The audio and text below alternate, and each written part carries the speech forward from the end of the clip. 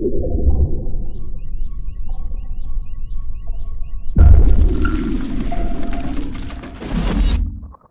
right? No budget for Hawaii. So there's no excuse why you're not all going to come to practice tonight, right? It's outside. That's an excuse. Bob says, ooh. So, disappointing game. It's like a broken record here. You get to sit here and it's hard to even, I don't say think of things to say because I'm trying to stand up here and be as honest as I possibly can be without either breaking the law or compromising somebody's personal story that they shared with me. But disappointing game. It was very important to UConn Nation and our team and university. We all had a chance to watch it. We all had a chance to see why. I'm sure been widely documented that the area of the offense has made everything look terrible. So I'll just have to and I don't mean this in a negative way, and I don't mean it, I don't mean it in a bad way, but I'll have to take the fact that perception is reality. I've heard that said, I've heard it said, I've said it myself. Perception's reality, perception's reality. So it is not actually the reality of our program, being on the program and in the program, that everything is a mess. That's not true. It does seem like that, though. It does seem like that. So I would acknowledge that. Nothing seems like it's going well. On the outside looking in, as a perception standpoint. But I'm here to tell you that's not true. That's not true. From the inside, it might not sound like honesty to you or real, but it is. It is actually very real. So everyone's disappointed. Everyone's disappointed, but like is this team. They showed back up with the right attitude and energy. Resolute to working, and in particular for the seniors this week. So it's senior week. It's their last week of service for the university as it relates to football. They'll be at home in the home stadium for the final time on senior day on Saturday. So the charge for me and for the staff and for all the players, everyone involved, is to give everything that you have left within you for those guys. So, and to a man, I'd say everyone showed up that way. So everyone showed up resolute to working as hard as each person could possibly work for our seniors this week. And we have some great ones. So I know I'm excited about that task. I'm very excited about the future, for sure. But even specifically just for the next few days, and not looking past today. Just giving our very best today to get better for the seniors. So with that, any questions you guys might have? Bob, you've talked a lot about recognizing what needs to be fixed. Yes. We could go into the plan to fix it maybe after the season. But That sounds good, Matt. Can you go into the detail on exactly what you recognize needs to be done? The offense. Okay. So that again, put together by me. I take full accountability so we don't twist. What I blended together, what I meshed together, created the record as it sits right now. Because when you look at the special teams, when you look at the defense, and when you look at our culture in terms of mind, body, and soul, what does that look like? Well, it manifests itself in, do you get pushed around? Are you physical enough? Can you play hard for 4 quarters? How healthy is the team throughout the course of the year physically? How much attrition do you have as it relates to academic problems or social problems? I mean, it manifests itself in a lot of areas when you talk about culture. So when I just say culture, it's kind of an easy way to say a lot of different things, 20 different things, or 100 different things. So, you think about the defense, which I knew the secondary was going to be a work in progress throughout the course of the year and in game, but very manageable. We just can change the call pattern to alleviate some stress here or there. That wasn't going to be a preventer of having a good or great season. Even as abysmal as it's been, to think that defensively they held 8 of the 11 teams, 7 of the 11 teams under their season average in scoring at the end of the game. Considering how many fourth downs we defended. We're in the top 20 or 25 percentile in how many fourth downs we've defended.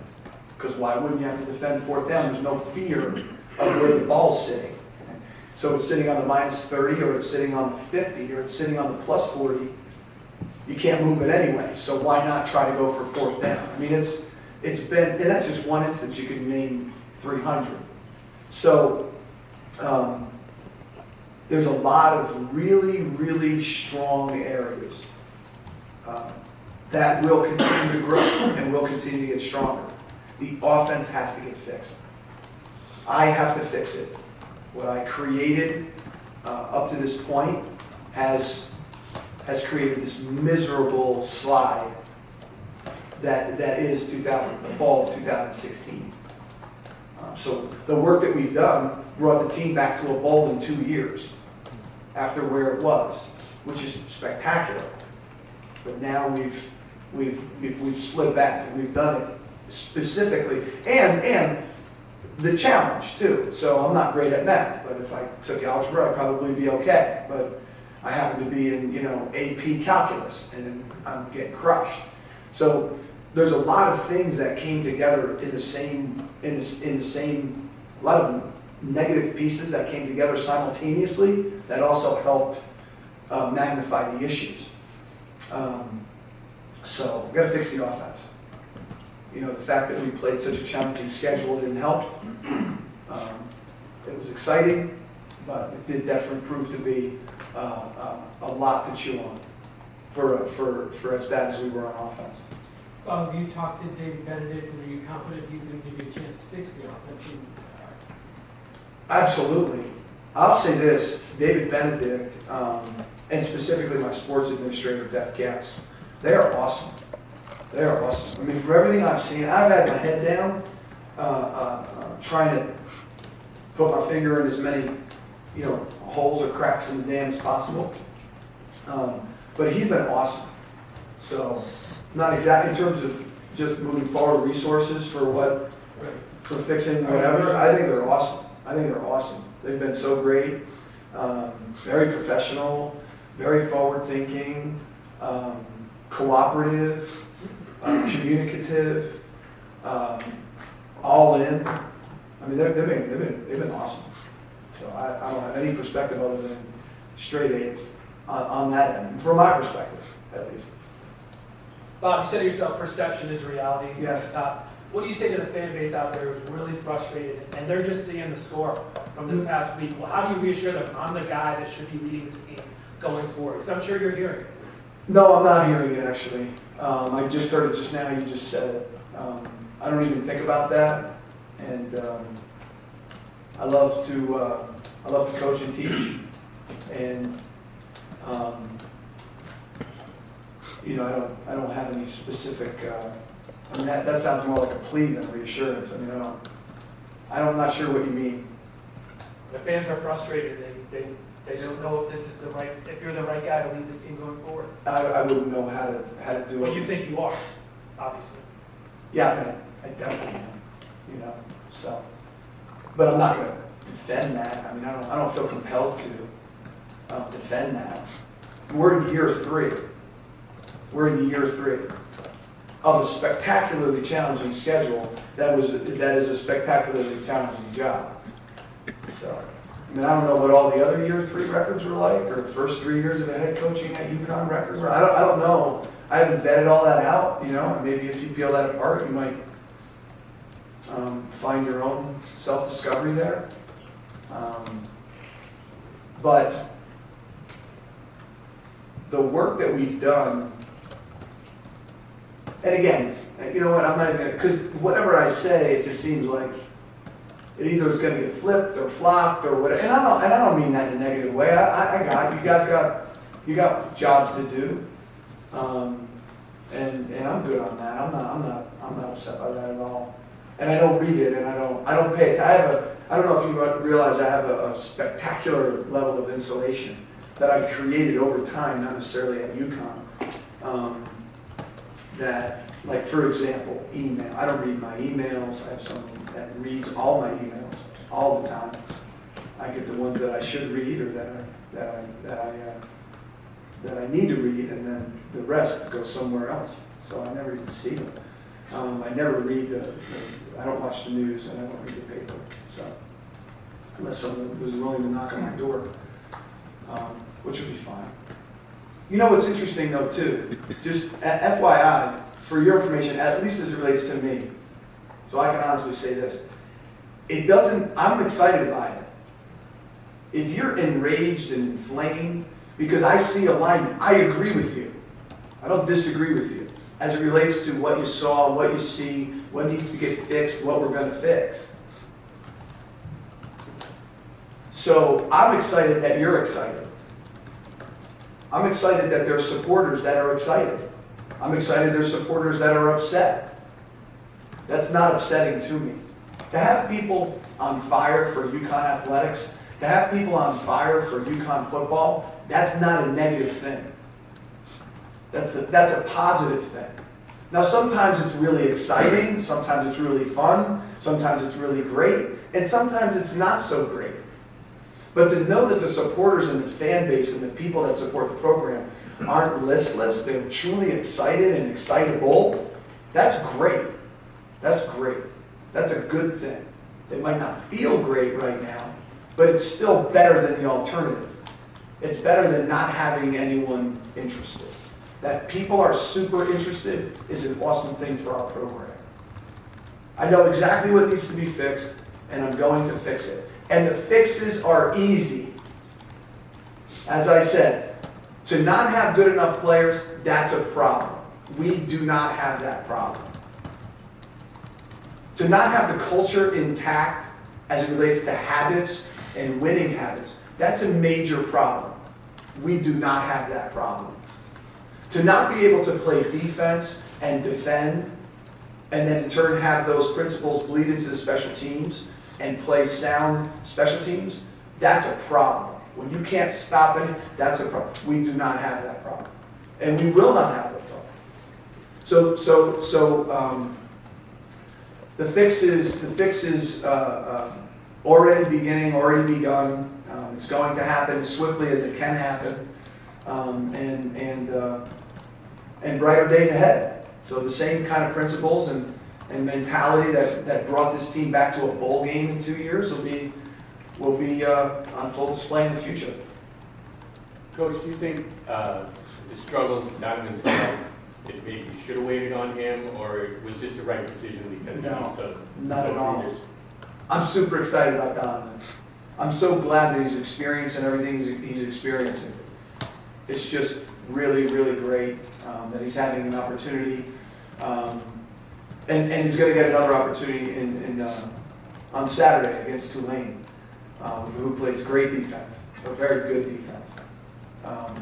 So he'll have to play a couple of the stronger defenses in the nation, one at home, one on the road, and then another one here at home. So he's going to play two really exceptional defenses and then one that's pretty darn good, at least statistically nationally, for some really spectacular experience. Where have you seen his growth then, just in this short time? I thought I saw it even from the first week to the second week. I thought he had better ball security when he was running.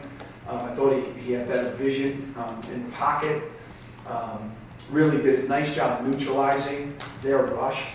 I mean, until that one, and he almost got it away, really the rush was basically neutralized by him, which is pretty awesome as it relates to the assault that front has had on the pocket and on opposing quarterbacks. Really wasn't a hallmark of the day. And now it's, some of the decision making and ball security throwing the ball. But he's trying. I thought the ball came out of his hand pretty well at times. Made some really nice throws. So I know it's hard to see exactly how good or great he's going to be right now, but you will. He's very special. Where will you see the most growth in him when he becomes the great player you expect him to be? Oh, I think Because of why? Because what specifically will he do so well compared to what he's having to learn about right now? Yeah, repetition. I think we're in between offensive tactical systems, Mike. I think that's an issue. I think they're just kind of picking up in a position here, trying to do everything they can possibly do or think of to score touchdowns, and it's not really with the deep-seated depth of real knowledge and systematic deep approach that goes throughout the day and the night. That's evident at practice and in every thread of the program when you have a deep system that's constantly being worked and everything funnels through. Those are necessary pieces. So when he's a part of that fully, as reps continue to accumulate, so he's got 100 reps already like that. There's so many players that will play this year that won't have anywhere close to the 150 to 180 reps he'll have. So, and there's players that have played in the program for 3 years that won't have, that play in the games that won't have 160 or 180 reps total. So the more reps he gets, the more time he spends, and then once that systematic, all-encompassing umbrella happens for him, that's when you'll see this uptake for sure. What has the senior class meant to the program? Great. They've been great leaders. They've been great ambassadors for the program. They'll continue to be. Some will go on to have great success continuing to play, I'm sure. And some will not, but their care for the program has been really incredible. And you think about an Obi who's a nationally recognized performer, and then you also on the flip side think about Sean Meriden, who plays in the games in key critical spots, but as it relates to national recognition. But what an incredible job he's done. He's a great student. He's one of the best students on campus, period, let alone athletics or football. He goes in the game and participates well and hard. He's a great leader. And I can keep, Andreas and Michael Myers, Matt Walsh. The transformation Matt Walsh has made has been spectacular. It's going to be a great success. I love being on the team with him. He's a tough, rugged guy who tries hard, but he's also got a good way, and he's very professional in his approach. He's smart. He's got a great way with his teammates. He's been animated and passionate and positive every day. Noel Thomas, one of the most prolific receivers in America and the most as it relates to receptions in UConn history, but also happens to be one of the hardest workers every day, day in and day out. So what kind of example is that for a young guy, So there's a lot of little things like that they just do. Andreas Knappe and his perspective and very mature, almost like fatherly mentoring of young people and young men, and all the experiences and life experiences he's had as a son, as a brother, as an international student, and so on. So they've really done a lot for everyone. Well, I went back the last 2 games, you had 21 drives in your opening play. On those 21 drives, you've got a total of 6 positive yards. I'm just wondering, how do you fix that? And is it something that you expect to be better in a week, or are they going to have to take a whole offseason to be a little bit better in those areas? Yeah, again, you sit here and you answer, and of course, and I expect to be better today. We expect that everyone's going to get better today. We expect that the plays are going to look better today. We expect that the players are going to improve today. We expect that everyone in the organization, the coaches are going to improve today. So we hope to get everybody better, today.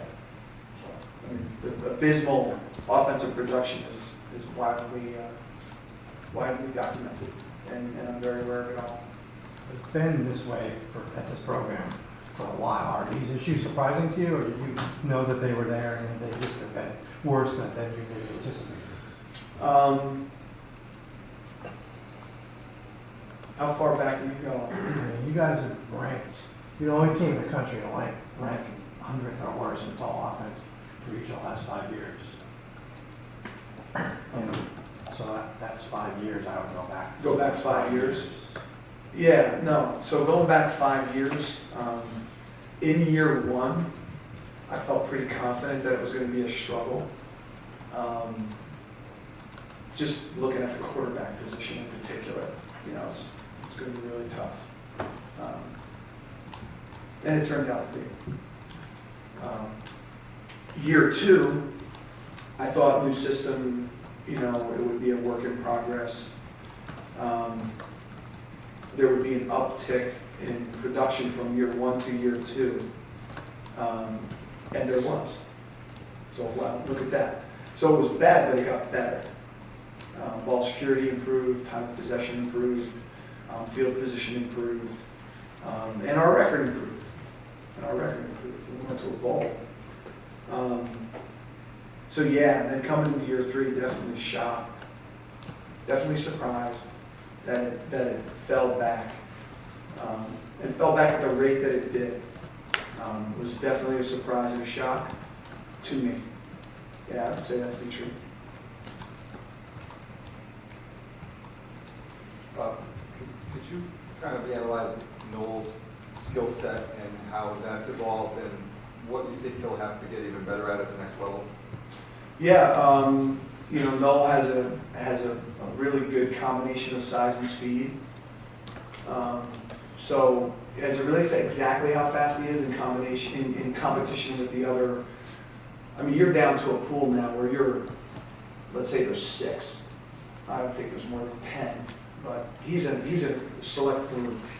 So in that group, I'm not sure how many will be faster than him, and I'm not sure how many will be bigger than him. But I think when they do a sliding scale ratio of size and speed, I think he'll be one of the top. He'll want to be one of the top performers there. So from a skill set standpoint, and he'll be on the same level with all the hand-eye coordination and ball handling and really accepting.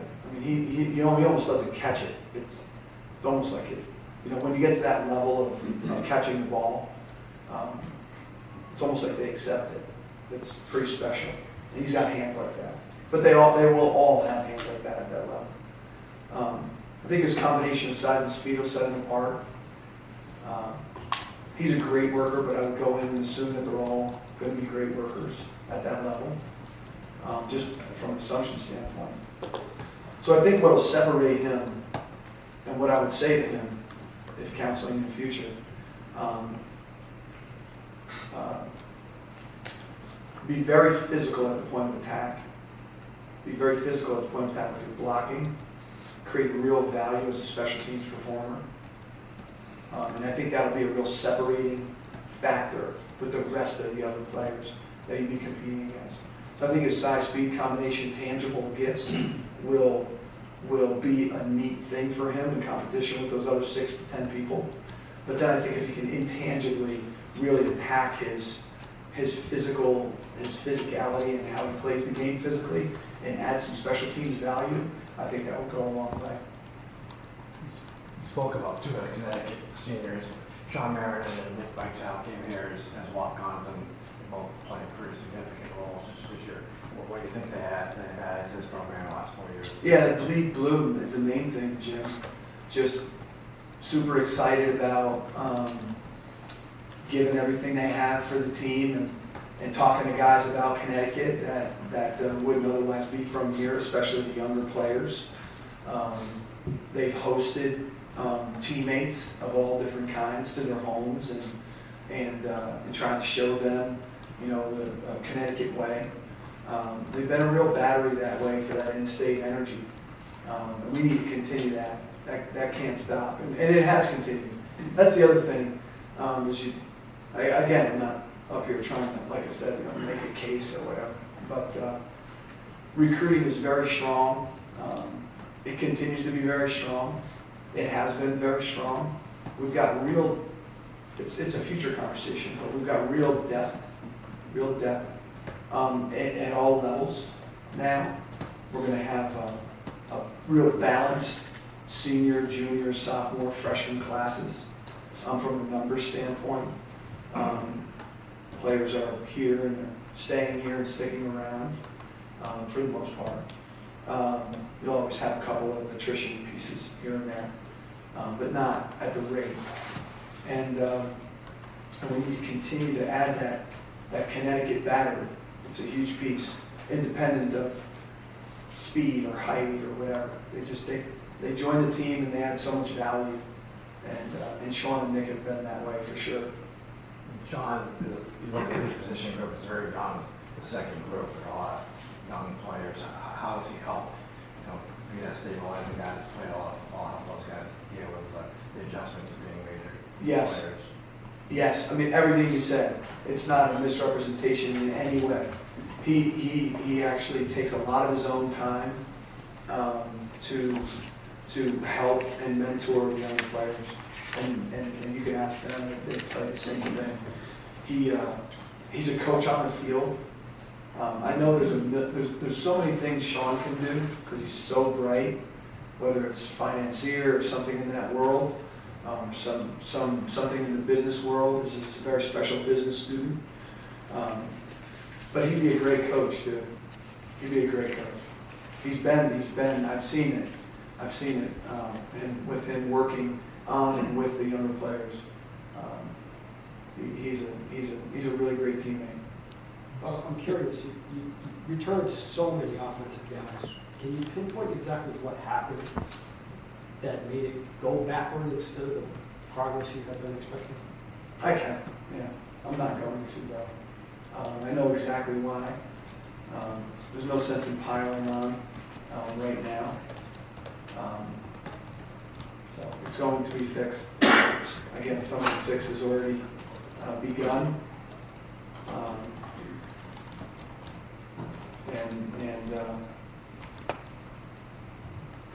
And it's unfortunate. It's unfortunate for everyone. So, but it'll be fixed, and we'll move on. You mentioned recruiting. When you're meeting with these, whether by phone or in person, with recruits, are they expressing concern about the product and what you say to them, what if they are? Not at this point. I think most of our people that are interested in our program are interested in it for the right reasons, and those reasons are all intact. And just from past experiences that I've had, not specific to this experience, but anytime that you might go through change or some change, then it definitely becomes a conversation about the future for sure. Yeah. I- The two big, most recent changes, quarterback and coordinator. You already talked about Donovan in 2017. Will David Corley be the offensive coordinator next year, or is that? We'll talk. We'll talk definitely more here next week. It's just not appropriate right now. But I'm not gonna hide it, be coy with you. It's just not time. Today it's senior week. It's a senior game, a senior day, and I want everyone in the organization focused on those guys and giving them all that we can possibly give them. You know, if your battery is at full blast, fantastic. If your battery's got 3 strips left on it, well, then expire them all today. Here we go. Bob, I saw the team at the Connecticut Food Bank on Sunday. How important is it to you to get these guys involved in outreach programs? It's a huge piece that we do all year long. It's very important for people to be other-centered and be active in that and be in community and be a great community member. So I have to work at it myself and force myself into instances like that. And when we do that, and they're always so positive. The experiences are always so great for everyone involved. Not necessarily who gets served, who the help is actually for, but the participants always come away so much with more of a richer experience, even sometimes than even what they did. Is there a player that you've coached over the years or coached against that Obi reminds you of? That's a good question. So I've coached some great secondary players that have had very accomplished and are having very accomplished careers in the NFL. He's as physically gifted or more physically gifted than those players at that position. Physically gifted, just running in workout clothes, working out. He has another step to take as a player, which he'll take to say that he's going to be a better player than. But I'd like to name him in alignment with some of those other players that are exceptional players, even right now by NFL standards. But I'm not sure that that's appropriate, and he's definitely a better athlete. So it's really gonna be something. He put some game tape together. He put a nice season together for himself. And then when he actually, even if he didn't, I mean, you watch this in the past, and then spring rolls around and the guys get an opportunity to put their compression shorts on and their tight shirt with the number on it and start running. That's going to be off the charts, crazy. He's a spectacular athlete.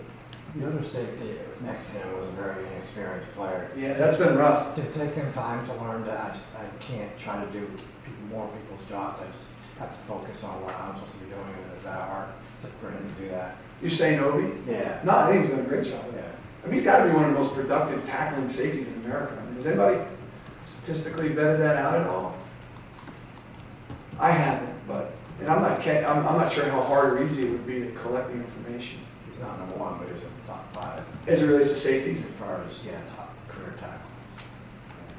Career tackles. Yeah. I'd be interested just this one season too. I bet it's pretty. If he's not one, I bet he's pretty close to that number in terms of the 2016 season.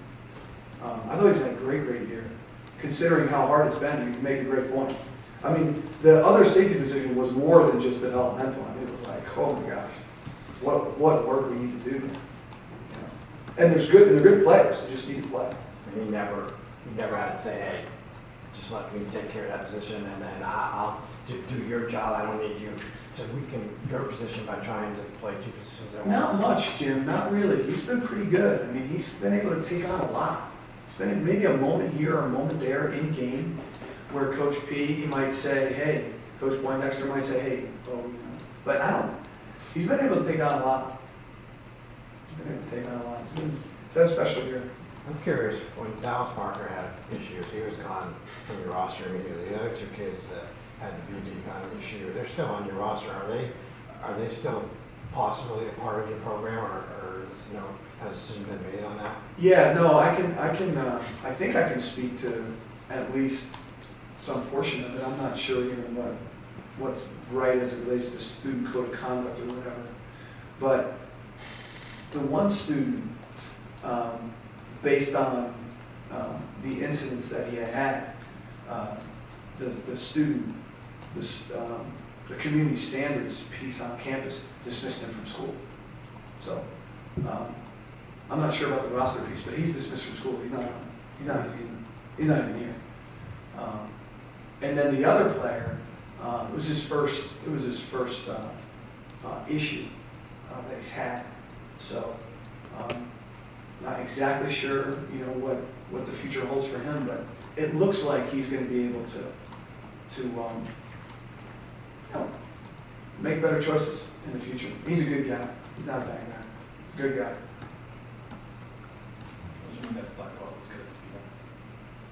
No, Trey Blackwell was dismissed from the university. But Williams could still be a part of the program. I hope. Future. I hope. He's a young person who made a mistake, and it's an isolated incident, at least at this point. What the powers that be decide on that, totally, we'll see. But he was, initially suspended indefinitely, as I said. But I'm hopeful for him. I really am. He's a good person, and he's got talents. Not necessarily football talents, but he's got talents as a person. He's bright, he's articulate, he's hardworking, and he also happens to be a pretty darn good player. So I'm hopeful for him. I'd like to try to work with him, I'll tell you that. I would. Bob, your next statement said you didn't realize there was a presidential election recently.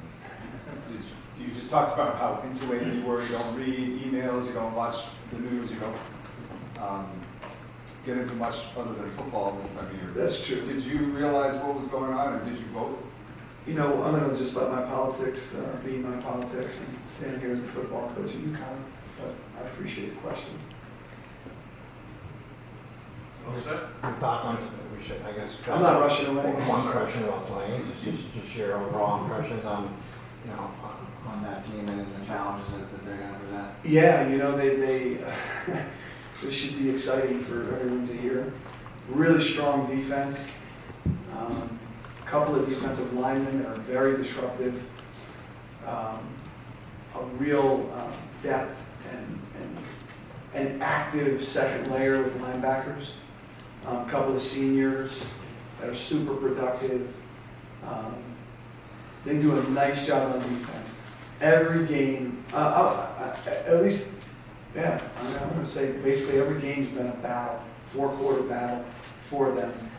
And a lot of it is the defense has been just really, really stout and strong. They have exceptional tailbacks, really exceptional tailbacks. And the system that they run on offense, really interesting. It's spread, but it's spread option, it's spread triple option. It's not always triple, Jim. It's not always dive alley force. But a lot of downs it is. Pretty neat. They do a good job, even initially with it.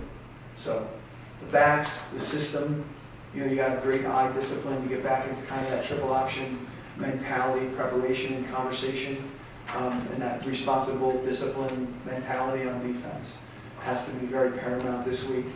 And 3 or 4 excellent backs is what I've seen so far. Pretty excited to see a triple option. I know you like defending triple option.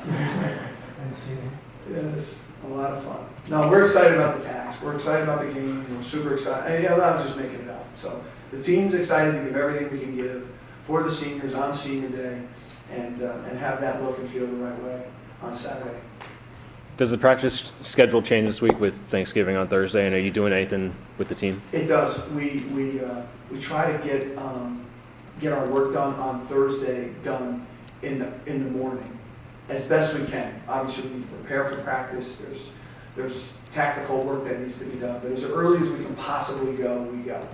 And then the players are cut loose to either be hosted by coaches or local Connecticut families, but everybody's going to have a wonderful Thanksgiving, and they'll be off the rest of the day for Thanksgiving, and then we'll recollect on Friday. Do you already have Sunday plan, the first day of the off-season, or is that an off day for you and the staff, or does the work immediately begin that morning, or how does that day play out, or do you not know yet? Yeah, the team is going to be off all week. There'll be no activities for the team the week after the season, and that's institutional. That's maybe I shouldn't say institutional. That's at least departmental, for sure, which is a great thing.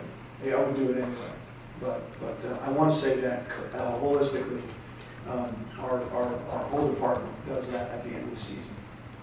So I will be working on Sunday. I will be.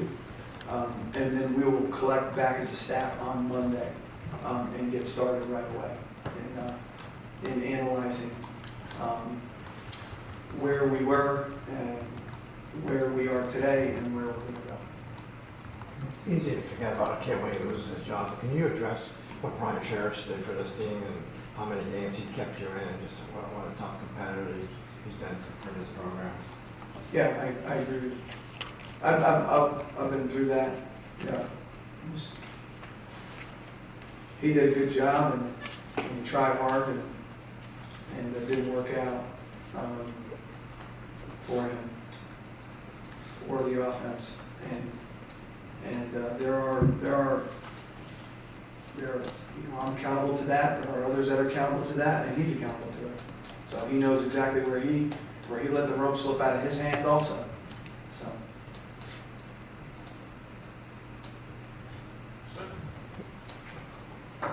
Thank you. See you at practice. Thank you.